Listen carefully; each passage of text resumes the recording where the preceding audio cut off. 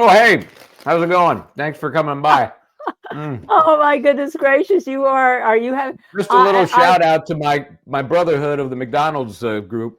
Mm. Is that what that is? I feel really very strange here because I haven't had anything to eat, and apparently you've had things to eat. Hey, Apparently, I'm doing Daniel this Penny's as at a a bar. Apparently, I'm doing it. This is you a as shout well. out to the employees in or employee in Altoona related to the the United Healthcare killer case because they deserve all the credit for what they were able to do. And we're going to get into that in some major Yes, detail. we are going to get into that. But in the meantime, I just want to say that, for our members, of which we do have memberships now, I did post, I went walking, had 5 videos today, maybe 4 of them are up. For our members through the murder site again to see what was up. The press hadn't left it, and I'm sure they were back this afternoon. So just so you know, while you were in court in Daniel Penny, I was doing that among a gazillion other things. So, Michael, I guess What a crazy day. I can't say where in the world was justice because everybody here on this page seems to know that, right? Yeah, what a crazy day. I was shocked. I did a little kind of reset as I was walking toward the court today, thinking, okay, here's what we know happened. We know at least one person voted for manslaughter. Therefore, if now they are focusing on criminally negligent homicide, how could they go from that to not guilty? That seems to be a weird leap. So I fully expected. That's for sure. Yeah, so I fully expected either guilty on criminally negligent homicide or hung jury. I really had taken acquittal off the board when they took so long and couldn't get anywhere on the top charge. So clearly what happened was it started to look to me like maybe one holdout, and that's what hung them up on the top charge. And whoever that person was holding out finally was, beaten into submission, apparently, figuratively, and decided, they weren't going to get their way, and they voted for acquittal. I can't imagine it being any greater split than that, and to come to a decision as quickly as they did. It was only like an hour and 15 minutes this morning. Or as we said when we left last week, they're going to come back and say, "What the heck? We spent a week trying to decide whether there was manslaughter or not. We come back, we find now that's off the. We don't have that anymore. What the heck were we doing here? Screw the system." I mean, maybe that's another possibility too. That could be. That could be too. If I were on that jury, I'd be pissed off. What are we doing? Is this a mock court, mock trial? We're just doing this for enjoyment, because it ain't enjoyable. Absolutely. But when we first discussed this, there's a split of opinion. But I think I was actually in the lone corner there with Joe Scott Morgan and you. I said, I think that they're going to probably be not guilty, even though my heart would be, I probably would have voted for, well, maybe I would be torn between criminally negligent homicide and all, depending on what the status was in the court of not guilty. But I never thought I was surprised actually last week when they were so hung on the manslaughter charge, but I was also pissed. Why? Because I thought both sides really interjected something into the case that didn't have to interject. The defense interjected the whole idea that this kid died from sickle cell trait, which medically is ridiculous. Okay. And I'm going to say that to them. All right. And the prosecution was how they ended up taking manslaughter off the table. Also ridiculous. I mean, I don't know what's going on in the court system here, but I can understand the verdict. I support whatever verdict the jury comes to. But Michael, what's happening in the court system? What did the judge do? What are we doing if we're going to say, and that came back to life this morning before the jury was sent in to begin or renew their deliberations, again focusing on the criminally negligent homicide count. The attorneys first for the defense said, we want a mistrial, for the reasons we've talked about. How do you just get rid of that one top charge, not let it go to mistrial if that's what's going to happen, but just dismiss it in the middle of the trial? So we want a mistrial. Denied. But they also were concerned about protesters outside, which we're going to hear from because they were very vocal. We've got some video on that. And then the jury was, sent back to do their thing, but not before they got one more instruction, which I think did more harm than good, where the court told them, look, the court's not giving you any sort of direction that you have to, find guilt on this secondary or remaining charge. So just remember that, which to me just highlighted the judge's error, and I think it was error. And if there had been a conviction, possibly reversible error, it's moot now. But I thought it was odd for him to throw that additional instruction out. It's like re-ringing the bell. So I don't know. You may be right, LKB. It could be that they were just so pissed off at the way this thing unfolded that they, gave Daniel Penny a break. We'll know when they start talking, and they will. I'm sure they're going to talk. So right. Yeah. So I'm sure they're going to talk, and it's just New York City, man. New York City. You never know. So here's what's going on. So after that hour and 15, everybody goes back in, and I had to. This is a secret I shouldn't share, but I will. I went in as a civilian because as this deliberation has dragged on, more media have decided it's worth being there. Because early on, there really weren't that many folks. I think there were 25 or so media seats. There might have been 20 that were taken, and there's always a little extra room. Not so much over the last couple of days since we moved into day 5 of deliberation, especially after what happened Friday. But for the public, it was either about the same or maybe even a little bit less. So I just took off my little badge and got in with the regular folks. And so when they announced the verdict, which was pretty quickly done, there was, any courtroom, it's kind of like a church. You have friends of the bride and friends of the groom. You usually have the division is defendants, supporters, plaintiff or victim supporters, and that's the way this has been set up. If you look at the court, left side is for the press and the Daniel Penny supporters, if any. They really didn't have a lot, to be honest. On the other side, you have the Jordan Neely, his dad, Dante Mills is there. All of the more vocal folks we're going to hear from who spoke outside the courthouse after the verdict. Some Black Lives Matter folks, and then the public. So that's the layout. And you heard from the Penny side of the audience, the gallery, applauding and vocally excited about, and from the Jordan Neely side, the prosecution side. Right. No, but he wasn't as outspoken about it as maybe he could have been until. And it was, I couldn't quite hear what the word was or how it was phrased, but it was very angry from Jordan Neely's dad and others in that area. And they were asked to leave the courtroom. So it was loud. And normally the judge before any verdict says, I want everybody to calm down. I don't want any outburst. If so, but people what's the worst that could happen to them? They get kicked out of the courtroom, but they've already reacted as they felt they needed to.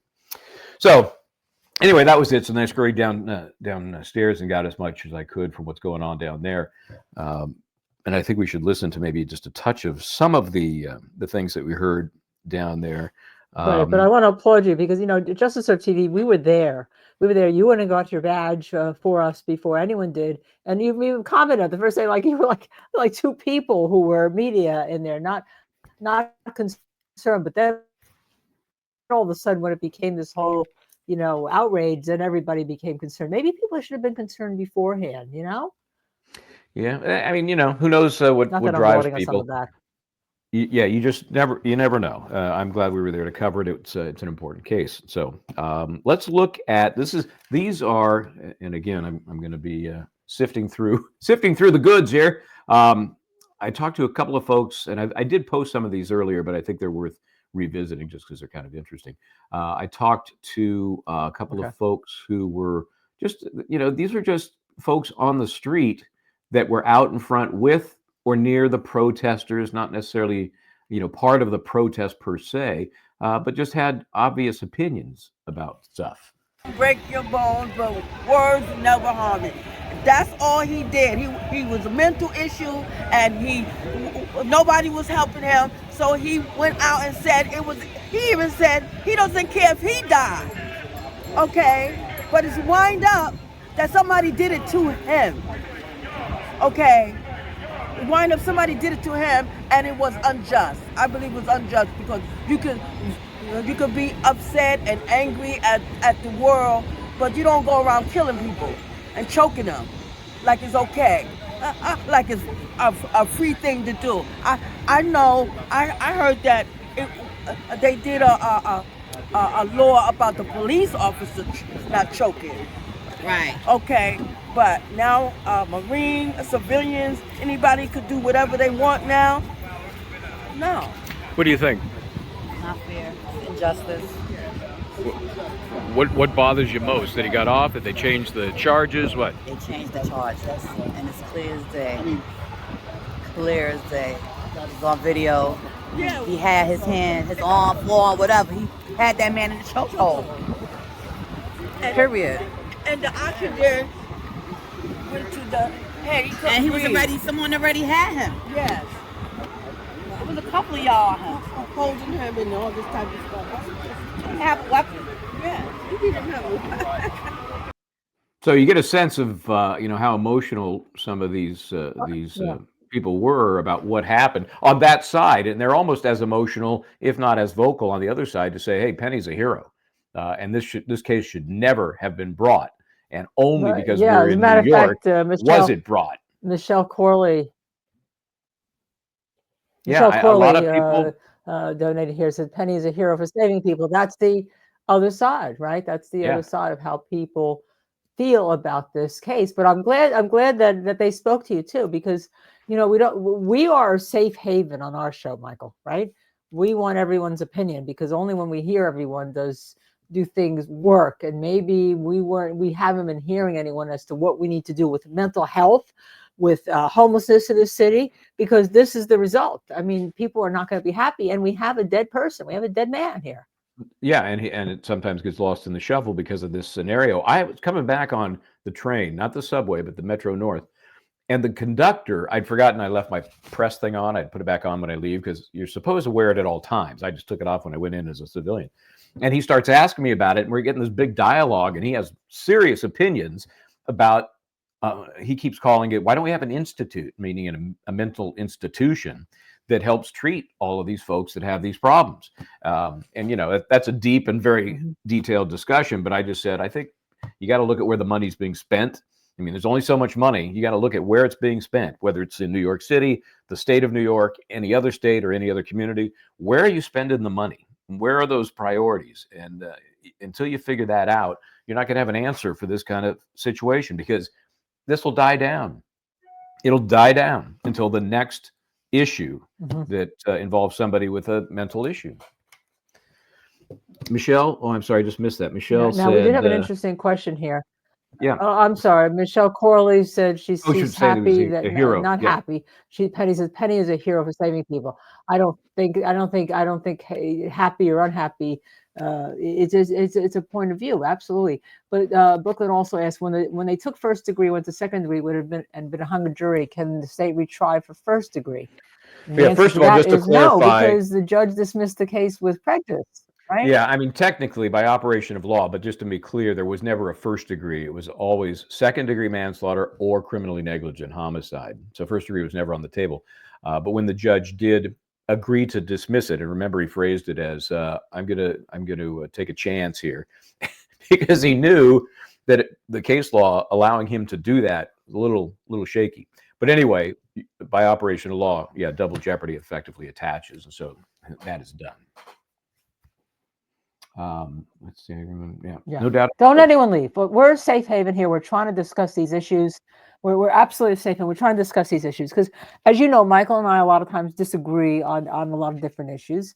But we'd kill each other if we went to. So what we try to do with the show is bring all these issues to the forefront, and we have various views. And the funny thing is I am probably the one who thought these charges should have been brought, but I probably, sitting in that courtroom, would have a hard time having convicted on manslaughter and may have been a not guilty. Or I actually thought it was criminally negligent because of the last 3 minutes, but I'm not sure I would have decided that when I'm in a courtroom. I don't know. What I am deciding is that somebody is at fault for letting Jordan Neely go for all this time without a mental health treatment, that we don't have the services, because I know a lot of people, and I'm sure we all do, that need mental health services. And if you're rich and you have the ability to buy insurance, you get them. And if you're poor, you don't. And that's a big divide. I have a feeling if you were in that courtroom when you heard a number of the prosecution witnesses, primarily the passengers on that subway train, talking about their level of fear and being grateful, I don't know, you might have had a different spin on things. But until we are personally in that position, and that's really what the jury has to do, put themselves in that that position and figure out if what he did is justified. And clearly that's what they felt. Let's listen now to this. This one I think is just kind of a scene setter, as it were, because this is what's going on outside the courtroom just after the well, so you see a ton of cops, obviously. I didn't hurt nobody and kill no goddamn body. But I did more time than that man did for killing somebody. Rewarded $3 million. He's going to get more when that not guilty get all across the TV. And these racist people put more money in his fucking pocket because he's a hero. He's a hero. Mr. President said, Mr. President said, we're going to see more houseless people get choked out on the subway every time they bug out because a white man want to test his fucking nuts and choke us out and know they're going to get called a fucking hero after they do it. So a little spicy language there. Apologize if that was offensive to some folks. It was interesting because, remember, those who said if he was convicted, it would be a chilling effect on anybody willing to step in and help others in a similar situation, right? Here's this guy who's clearly in favor of some sort of conviction, saying the fact that he was acquitted will now make it like vigilante justice every day. And anytime a white person wants to take down a black person, this case gives them the authority to do that. A little extreme, but that was not a rare opinion out there today. We'll see. I hope we don't see. I hope we don't. Well, it wasn't a rare. It's not a rare opinion on social. No. You know what? It wasn't a rare opinion on social media because people were posting videos on X, Twitter, of people in the subway who were white, who were like hovering over people and yelling at them and screaming at them. So I think that's what that's the scary part. And I go back where we're living 40 years ago, because if you research this case, Bernard Goetz, and I'm going to say it to you all again, white shooter, black victims in a subway car alone. He said he felt threatened and he was acquitted. And here we are. We're dealing with kind of the same issue, except that Goetz said he was defending himself. He felt afraid for himself. To me, that's a more shocking. That's a more shocking result, in my opinion, because he shot people. And it was, he had to prove that he himself felt threatened, rather than in this case where the jury obviously felt that Penny was helping others who felt threatened, more so than protecting himself. But then, if you're the prosecution, why bring the case if you're going to dismiss it when it gets hard for the jury? I mean, I don't understand it. I don't understand. Don't get me started. I was a prosecutor. If I charge. I know. If I charge, it's because I thought it was the right thing to do. I would win the case. And I certainly wasn't dismissing a charge when the jury is like, debating what is a serious charge. Come on. I mean, just anyhow, don't get you started. Don't get me started. Don't get me started. Let's take a look at this. This is just a statement from Mr. Bragg. And I had to pare it down a little bit because what a surprise. It was kind of long-winded. But let me find this for you here, and we can give you a sense of what their response was. Okay. The jury carefully deliberated for 4 days. They requested readbacks of testimony, asked for video footage to rewatch, as well as written definitions of the law. Their lengthy deliberation and the totality of the facts and the evidence underscored why this case was put in front of a jury of Mr. Penny's peers.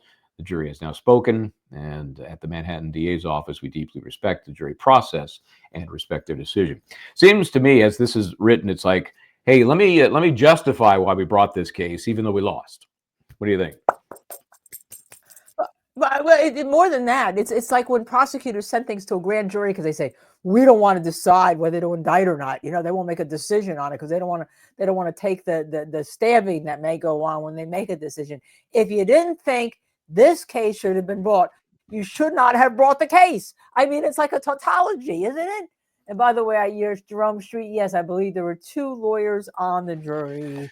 And I was looking at on the Trump jury, lawyers in Manhattan. I was looking at we get to serve, except for me. I never my get to detailed notes on the jurors, and I did this because one of the people we're going to hear from now made a point of saying, "Hey, as soon as we heard there were 9 whites on the jury, we knew we were doomed." And I'm looking at my cheat list here, and there were a lot of folks think that there were were, you know, four I would write, four you know, minorities. Hispanic hyphen Asian or Indian, because it was just not perfectly clear to me.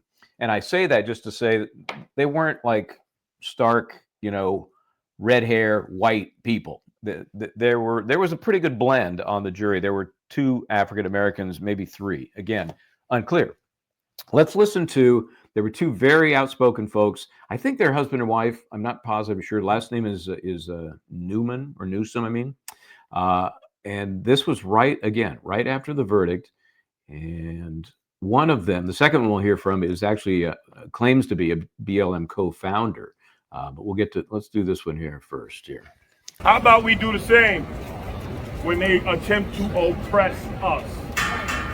Tired. I know you're looking for us to be like, oh, go and march. No. This weekend, I want you to hold a community event everywhere from the Bronx to Houston to Seattle to Florida. Black people hold community events and talk about what you need. And talk about how to fix your issues. If the black politicians come, don't let them in. If they come, do not let them come and take over your fight for justice. Why? Because out of all the black politicians who said something about this initially, none of them came to court. I'm sick of these people playing with our lives, our children's lives. So just a sense of the anger. This guy actually at one point said, you know, you got a white vigilante. Maybe we need to be having some black vigilantes. You know, Well, sorry, I got rid of you. I don't like that, but I tell you what, you know, he Brooklyn, was that but what I upset do about like is what I do like is Brooklyn, who became a YouTube member. Thank you very much. Oh yeah, thank you, new Brooklyn. member. Thank you, Brooklyn. But you know what? He does make a point, though. I'm going to say it. I mean, he did say that all the black politicians, all the politicians who were like, you know, Neely should have been killed. Where were they? I mean, you're right. People get used. Sure. And they feel like they've been used, right, for their votes and all. And I do think that he does make that good point. Now, we do have a super chatter here who Michelle may disagree with. Michelle, I love you because you give us your opinion no matter what. Declaration of Independence says if anyone can step in to help save our rights and destruction and rights and destruction should.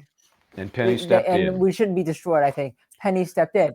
And that's a viewpoint that he stepped in. And you know, one of the women with the baby carriage said she felt scared. She said that she takes the subway all the time, but this was different. And so you have that here and all. But I do understand that, you know, I also know people on the other side. As you know, I interviewed somebody who wouldn't go on camera, who said she would see Penny, not see Penny, she'd see Neely all the time. He'd be doing this Michael Jackson thing, right? And he just, you know, he yes, he'd scream and yell, but no one who ever rode the subway who saw him all the time ever thought that he was a danger. They just thought that was him and that he needed help and that he was never going to hurt anybody. So that's the other side. And she was totally a gut, you know, it was a punch to the gut when he was acquitted today. And she's very, very, very sweet and very sane and all, but that's how she felt. Yeah, and I think, you know, in a vacuum, that all sounds great. But we heard from people who were in that car on that day when it was happening. And I would defer to their recollection and their fear rather than just, you know, somebody out on the street who has some general thoughts about things that happen on the subway. And that woman you mentioned with the stroller, she actually used that stroller as a barrier between Neely and her child. That's how scared she was. And then there are people on body cam saying, you know, I don't think he did anything wrong. And I'm glad that he stepped in. That's what the jury heard. So the more I think about it, the more I think there was one, maybe two at most that were just adamant to get him on something. And they just didn't win the day. And they thought that that's the case, but then pissed off. Let me take Jerome Street. Thank you very much, Jerome. I'm going to show you. Oh, Linda's awesome. I have to give a shout out to Michael because he gets upset if we don't say he's awesome. Thank you. No, I don't want to. I do not want to be awesome. The problem is if I were on if I were on that jury and I came back and what I had been arguing with had been taken away from me, I say, excuse me, F it too. And that's a legal term. I could say sugar it and all. You know, and yes, Jerome does point out that he did have a prior assault. John Whelan also points that out. Well, he also had 42 arrests over 7 years. 42 arrests over 7 years. So not exactly a newbie. No. That's our point. That he needs services. What are we doing? I understand that. I walk Tubi, and if you go to my Twitter page or whatever, you'll see Tubi the poodle always in. And a lot of times I walk in Tubi. And let me tell you a little secret. We had a dog nanny here. Her first day in the city, she'd never been. She stayed overnight to take care of Tubi. She walked Tubi down the 6th Avenue, and somebody was homeless threw human excrement on her. First night, okay. Now, we cleaned her up. She ran up. Well, I don't know if she was going to stay, but she ended up staying with us for 3 years. But the point is that it's everywhere in New York. And yet I love New York. I love walking in New York. I walk through the murder scene 5 times a day for you all to get you videos for our members. I mean, because it's got a lot of energy. But at the same time, there's a lot of people who need help. Now, I don't know if it's in every part of the country or if it's just big cities, Michael. I just don't know. Yeah, and it's also not in every part of the city. Right? There's certainly better areas than others in the city itself. Let me pick up with this BLM supporter. Again, she described herself as a co-founder. So listen to what she has to say here. This ain't about us. This she is comes about up just justice. a moment after he finishes. So there'll be no more Eric Gardners. So there'll be no more Jordan Neely's. So we will be a united front and a community. America will never save black people. Politicians will never save black people. Only black people will save black people. Hawk Newsom, HAWK-NEWSOME. Newsom, yes. And here is another Newsom. Shavonna Newsom, CHIVONA-NEWSOME. I'm the co-founder of Black Lives Matter Greater New York. And I'm a devout Christian. And in my Bible, thou shalt not kill. In the Torah, thou shalt not kill. In Buddhism and Hinduism, thou shalt not kill a living thing. But America has no moral code. America has no soul. Our bloods have paved the streets of this nation since its inception. It was foolish of us to think that a black man would give justice in the system designed to keep him oppressed. My heart bleeds for the Neely family. My heart bleeds for his father, who sat in front of me every single day and prayed for justice for his son. There is no one coming to save black people, or else we wouldn't live in these ghettos, we wouldn't be in these prisons, and we would be further along than we are. We wouldn't be at the absolute bottom. So forgive me for being jaded and cynical, but once we saw those non-white jurors, we knew that this case was over. Non-white jurors. How could there not be an uproar that the same person who got off Kyle Rittenhouse, who got off O.J. Simpson, was used here? And shame on you, celebrities and politicians who claim not to be racist, because the racists spoke loud and clear. John McCain's daughter, she had something to say. I think she incited a riot for the right. Phil Mickelson, he had something to say. Kid Rock donated $3 million. And if you look on social media and you look at the hatred spewed across against us, against black people, against a man who was sick, because when there's a crisis of drugs in America, I'm sorry, it's only a crisis when it's a white person, an opioid crisis. Jordan was labeled a drug addict and labeled a crackhead. The only crime that Jordan Neely was guilty of was the color of his skin. Come on. But luckily for Daniel Penny, his skin was not like Jordan's, because you honestly wouldn't have seen our face. The NYPD would have arrested him after 3 hours. The justice system would have found him guilty. And shame on this jury. Because to be real, they didn't even try. Once the lesser charge was removed, they came back an hour later and said it was deadlocked. Less than an hour and 20 minutes later, they said not guilty. These wonderful white people, I hope they celebrate their Christmas while the Neely family is praying and asking God for comfort. God damn them and goddamn America. So, how do you really feel?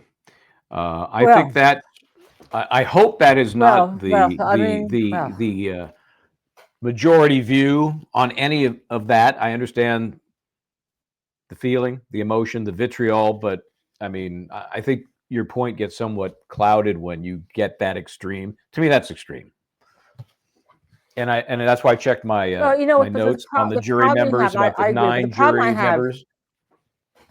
Right. Well, the problem I have, though, is that I truly believe, given what what my husband does, that Jordan Neely died of a chokehold, no doubt. And I think it was despicable. And I'm going to say that because I have both opinions, that the defense said he died of sickle cell trait, because you just don't die of that, and that he's alive over here. I mean, I do think that the K2 and the schizophrenia probably fed in terms of how he acted. But I don't think he didn't die of that. He wasn't alive outside the car and then died all of a sudden inside the car while he's in the middle of a chokehold. By the same analysis, because you all know me, I'm fair. I call it as I see it, right? I call it as I see it. I do think that the jury was right to consider criminally negligent homicide for the 3 extra minutes that he held him. And that's what, to me, where the whole case came down. Did those 3 extra minutes involve criminally negligent homicide, or was he was Daniel Penny protecting self-defense of others? And that's the case as far as I was told. Yeah, no, I said it from the very beginning. Tried wrong by both sides.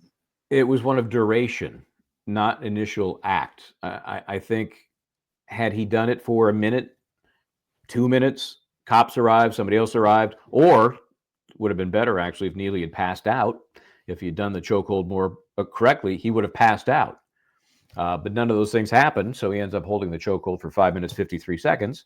And I think if we're looking at causation, one of the key moments in the trial was, interestingly, the information that the jury wanted read back, and that was the cross-examination of the state's ME, Dr. Cynthia Harris. She couldn't say, from what she watched, what she examined, she did the actual autopsy, she couldn't say how long the pressure had been held to his neck, and couldn't even really describe the level of pressure. Remember, there was the air choke and the blood choke and all those different characteristics. Nobody could really define that because all they were looking at was this video. So that didn't help. I think that was a key moment for the prosecution doesn't bring anybody in. And the prosecution doesn't bring anybody in to say that indeed sickle cell trait doesn't cause you to die that way. It just doesn't happen that way. And by the way, your cells sickle. All of our cells are going to sickle if we're deprived of oxygen at the very end of our lives, if we're strangled or whatever. So, I mean, it's a tough case for the prosecution to win. At the same time, it's an easy case for them to win in some ways. And again, I'll go back and forth. So I'm going to go back and forth. And okay, hold on. Before we, after the judge screwed it up. I sense you're getting ready to move on. Before we do that, let's give a little equal time. No, I'm just resigned. Okay. Thanks to Frank Matthews, by the way. Appreciate that. So after, I hung out outside the courthouse for a while.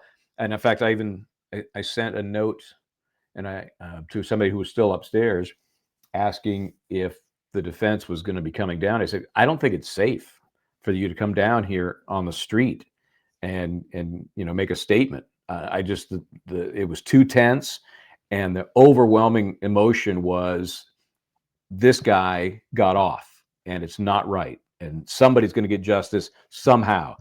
So it didn't surprise me they didn't come down. But where did they go? Well, they went down to a local bar. Oh, this is a problem. This is a problem for me. And they went to the bar to celebrate his acquittal? That's the part you're talking about? That's a problem for you? Yeah, that's the problem for me. I mean, I think it should have been behind closed doors. I don't think you celebrate a death like that. Well, obviously they're not celebrating a death. They're celebrating his acquittal. But I understand that concern. For me, it was odd because I didn't go to the bar, and I haven't passed a bar since the one that got me an attorney thing. But anyway. I just drink Dunkin' Donuts. If it's Dunkin' Donuts, I'm in trouble. But other than that, I don't, Okay, so this is from Fox. They were inside and got this, but let's watch this. Can you tell me how you're feeling about this right now? You going this way? Can you tell me how you're feeling? He's feeling great, guys, and it's just a great day. It's just a great day. Okay, we're very happy. Thank you. Sure. Yeah, sounds good. Congratulations on your. Thank you. It feels great. It really does. And so tell me what's going on right now? Yeah, we're just it's 18 months of weight on everybody's shoulders. Most importantly, Danny's walking around with the weight of this indictment on him, knowing that he's been falsely accused for doing the right thing and he's trying to actually protect behind people. you now. Yeah. Daniel, can you tell me how you're feeling about this right now? You going this way? Can you tell me how you're feeling? He's feeling great, guys, and it's just a great day. It's just a great day. Okay, we're very happy. Thank you. Thank you. I'll tell you one of the reasons that Mr. Penny didn't say anything. I think they got a deal because he's going to be on Fox. Janine Pirro, who was in court a couple of days, sat in front of me a couple of days. She got the interview, however they arranged that. But I think part of the deal was, look, until we do that tomorrow, it's going to be on tomorrow at 5, I think, during the 5. Right. It was like, zip it.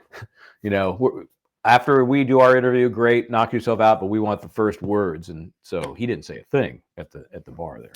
Yeah, but I mean, letting media into the bar where you're going to go celebrate.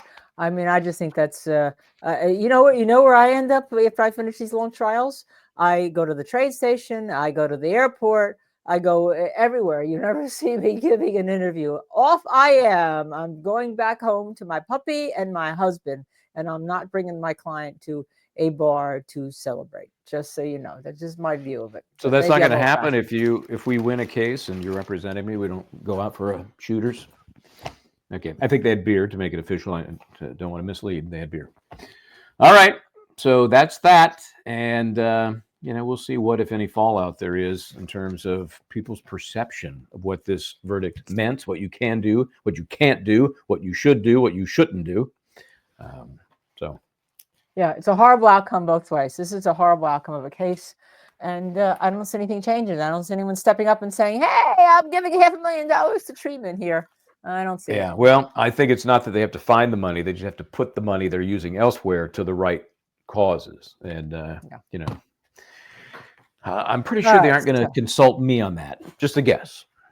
So, speaking about people that die in New York, in case you haven't noticed. Interesting segue. Okay. Because as you know, last Wednesday there at 6:44 in the morning, a block from my office and a block from my home, there was a brazen murder next to the Hilton Hotel when CEO of United Healthcare was gunned down by somebody who's now been identified, and his name is. Well, he's from your part of the heritage world, Luigi. Yeah. Yes. And what is his last name, Michael? This is kind of it's Mangione. Mangione. Luigi Mangione. Okay. Mangione. No, Luigi Mangione. He's now been identified. He was where's your McDonald's? Yeah. He's now somebody actually posted. You hold that back up. I want to hold you back up. Okay. Somebody actually posted a picture of. They said that he actually was in the McDonald's and he was being served, and someone turned it in. And funny enough, and we don't usually do politics on this show, but they had a picture of the soon-to-be again President Trump at the McDonald's in Pennsylvania, out the window, just kind of like. But I thought it was Michael Bryant, right? I thought it was. That's why I have this shout out to the folks at McDonald's. Apparently, one employee there recognized this suspect and called 911, and the rest is history. So I appreciate that. Of course, most people, well, maybe you do know or don't. I was a McDonald's manager not too long ago. I don't know, decades. Maybe I will be again someday. Maybe someday. I was at Dunkin' Donuts, as we used to call them then, doll. Someday also, I made the donuts, okay, in the back room. So time to make the donuts. Wasn't that their slogan at some point a few years back? Time to make the donuts. I think it was. Yeah. That was me. I was making the donuts, okay, before I went to college and law school. I was working till 11 o'clock at night, making that 10-cent tip for serving people. There I was. It was in the money. Anyhow, so he was captured, and we have so much that we're going to do on this as this goes along. We can't do it all tonight because I was busy as I got back to my office today. And Michael was on the train trying to download by beating the FBI, downloading, right? Taking screenshots of everything before they close things up, because immediately they closed up his LinkedIn page. I've got his Instagram page downloaded. I have screenshots of a lot of different pages. Interestingly enough, when we got on the air tonight at 7 p.m., his X page had not been privatized, right? And so I sent an email question, or I posted a question to Elon Musk. I said, did the FBI ask you to take it down and you're refusing because it says free speech still up and you want us to all be informed? So it's interesting that that's the one page that was still up at 7 o'clock tonight, Michael, but we've been taking screenshots because he's all over everything. He had a Google pages, a Google Docs pages, right? I can show and some of the all stuff sorts we of stuff. have just Yeah, because, yeah. you know, at this case is so fascinating to people because they want to know why. You know, the how Right. obviously is interesting, but they want to know why. Even though motive we know in the real world doesn't really mean anything, it's human nature to want to know why. So you see stuff like this. This guy went to Penn. You know, he has 2 degrees from Penn. He was valedictorian at his high school in Maryland. He was in a fraternity. You know, this is not your prototypical killer, let alone, you know, professional. I think that idea is out the window because of all the screw ups the guy made. Or maybe purposely because he was found because with he a wanted cheap just to age. be caught. He wanted to be caught. He was writing a document that said that you know, people were basically using people, right? Isn't that what he said? And he's sorry for all the trauma that he's caused. However, sometimes you need to burn it up, Violent. basically. Yeah. Right. And this was a picture of him in a large group. I think it might have been a fraternity photo. But what I'm a little, and maybe this was by design with law enforcement, with as good a picture as we had. Remember when he removed his mask at the hostel? Right. The facial recognition technology wasn't quicker and better. You know, it ended up being a human being that actually, you know, found the guy and turned him over to the cops. And turned So I thought it was less than impressive. I like that they were able to put those images out there, but I thought the technology would be better, and it's not. Yeah, interesting. But you know, partially because also remember he had only a trespassing charge in Hawaii. No DNA there, right? It was a misdemeanor. So he's not on file, right? Here's his fake ID. This is the one that he used New Jersey, Maplewood. Yeah, is that down the street from your hometown or what? Or is that? Well, no, it's not. No, it's in Essex County, so it's North Jersey. It's closer to New York City, but I do know somebody who lives in Maplewood. Essex County Courthouse, same county as Newark, New Jersey. But so he obviously this. had some pictures. He had some pictures in Ocean City, New Jersey, also. So he's familiar with New Jersey. And you know, it's so easy to get a fake ID. Just ask my son. Wait, he's got his face on it. He's got his face with a fake name. What kind of fake ID is that? It must have worked. He got him in the hostel. Remember, he used this when he checked into the hostel in New York, just, you know, blocks away from the crime scene. So what else we got for you here? We have fake ID, right? And he was found with that fake ID. I think this is the cops.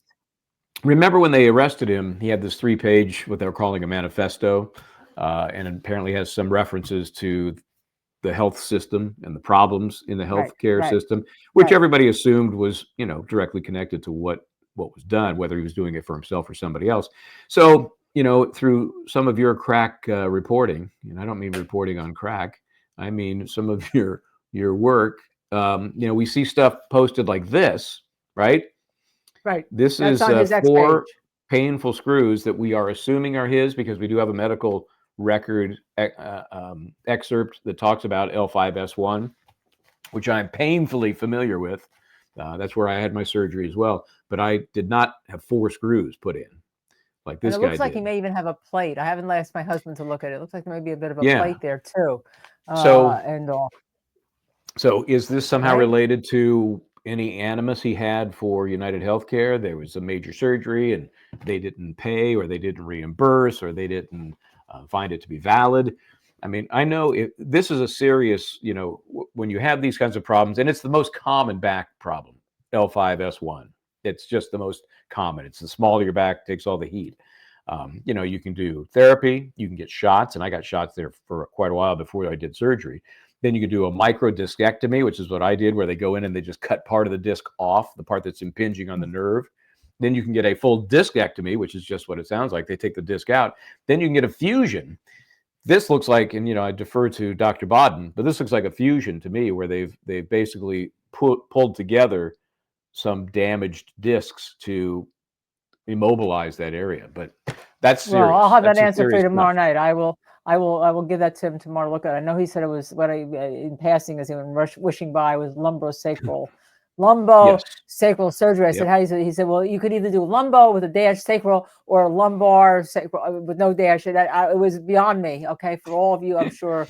Yeah. If you've had the problem, you know more about it than you want to know about it. Believe me, it's it's bad. So he has that, and supposedly he's from a very, very, very wealthy, according to new reporting, family. Maryland family. They own healthcare facilities, golf clubs, healthcare. Did I say that? Healthcare facilities, golf clubs, healthcare facilities. Did I say that again? Did you say healthcare facilities? Golf clubs. They say healthcare, and very wealthy. And his cousin is a member of the state legislature in Pennsylvania. He wasn't running and hiding. He was just having his McDonald's. I mean, and he takes. Now the question becomes, he says his manifesto said he did it alone because basically you have to shake things up and you have to be a revolutionary. And he posted on Goodreads. Some of you are members of Goodreads. He commented about the Unabomber, a man named Ted Kaczynski's manifesto that said sometimes you got to be a revolutionary. And Ted Kaczynski killed people, as you know. You can Google it. Sounds like it said Kaczynski. Unabomber. It's spelled like it sounds. Okay, even from a New Jersey accent like me, Michael Bryant. All right, but the question becomes: is who was he on the phone with?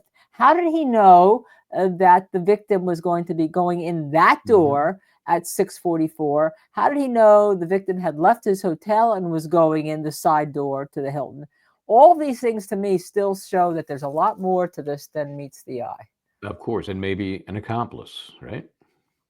Maybe, or somebody, I'll give you $50. Just tell me when he's going. I want to be at the meeting when he's there. I want to, Yeah, he tossed the burner phone after the fact, so it almost makes me think that he kept it up to and after the event because he was in communication with somebody, right up to that time. And he was in town roughly 10 days, 10 days prior to the shooting. Right. 10 days. Now, so that's a lot of time to scope things out.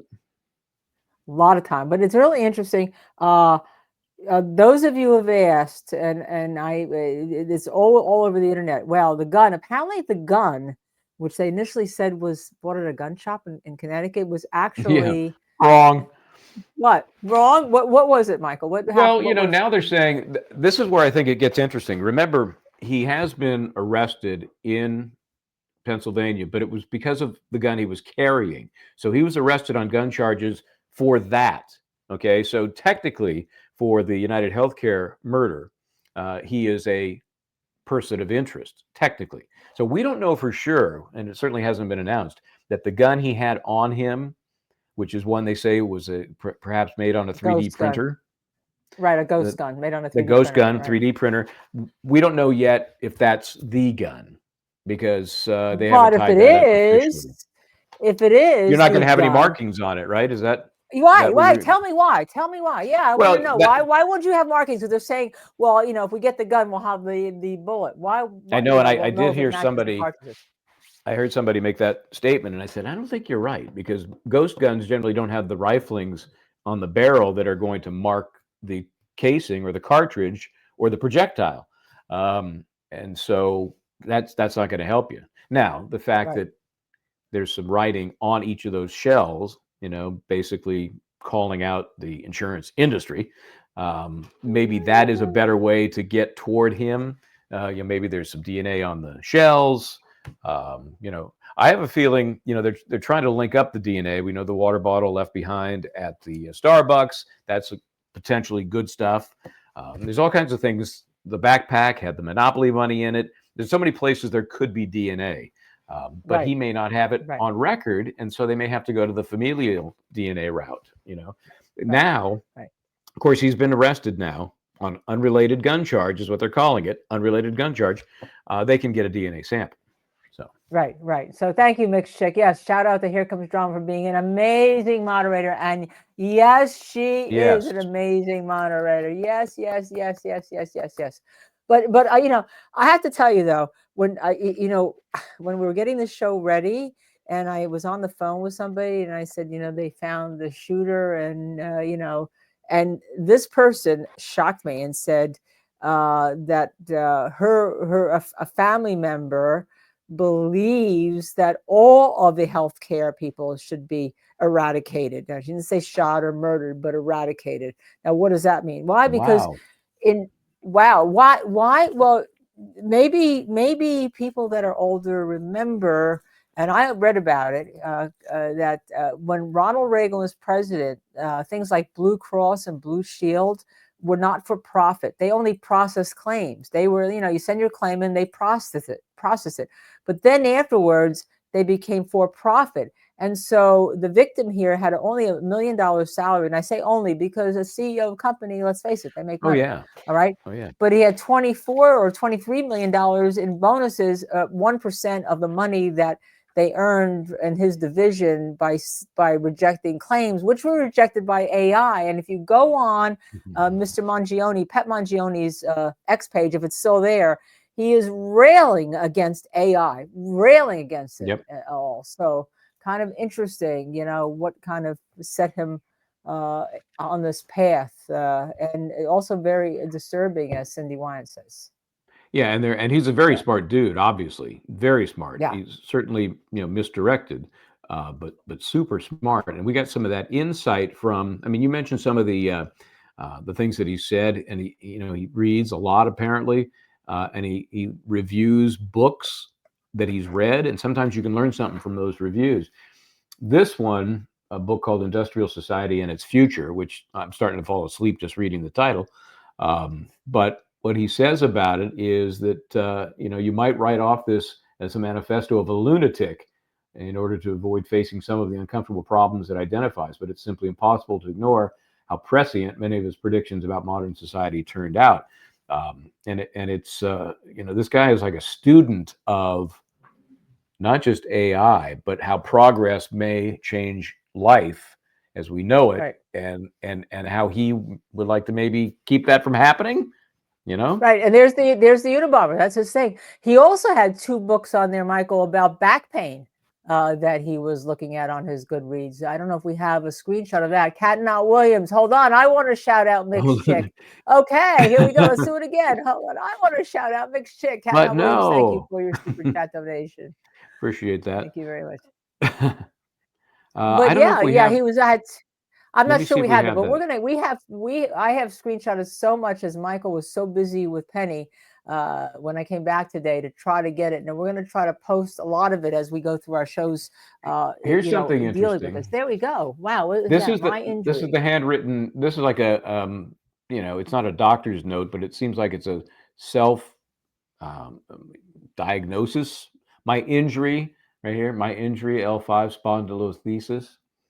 And then he goes on and on about all of these different issues relate to, there it is right there, L5S1, which is the spot we showed you on that picture with the 4 screws drilled in there. So it's hard to believe that is not somehow connected to his issues with the healthcare system.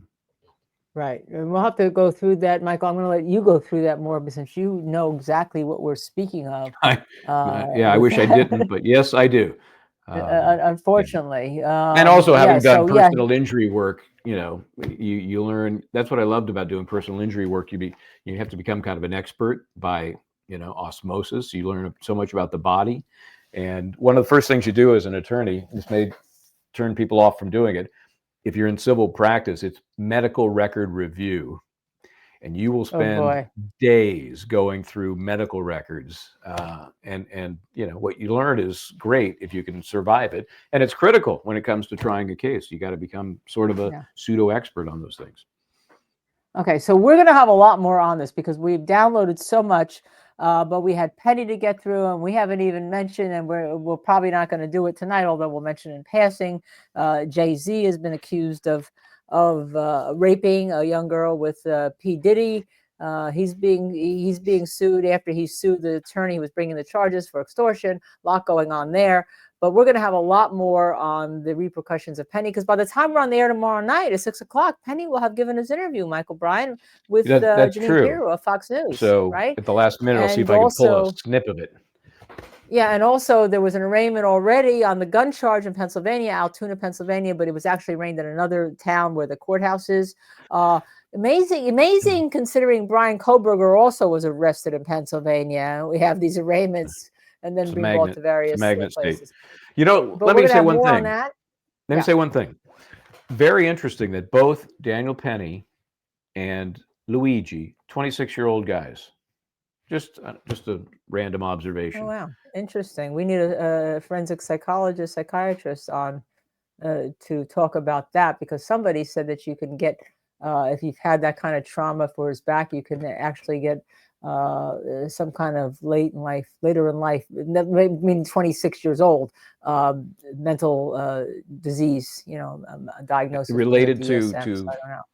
related to the back The injury trauma. or Yeah, the related to the trauma. Wow. trauma and the drugs and everything, and the change of your lifestyle. And all. So we'll have to see about that, because you know that he's going to have the best lawyers. Hi, hello, hello, lawyer. You're embarrassing yourself. Stop.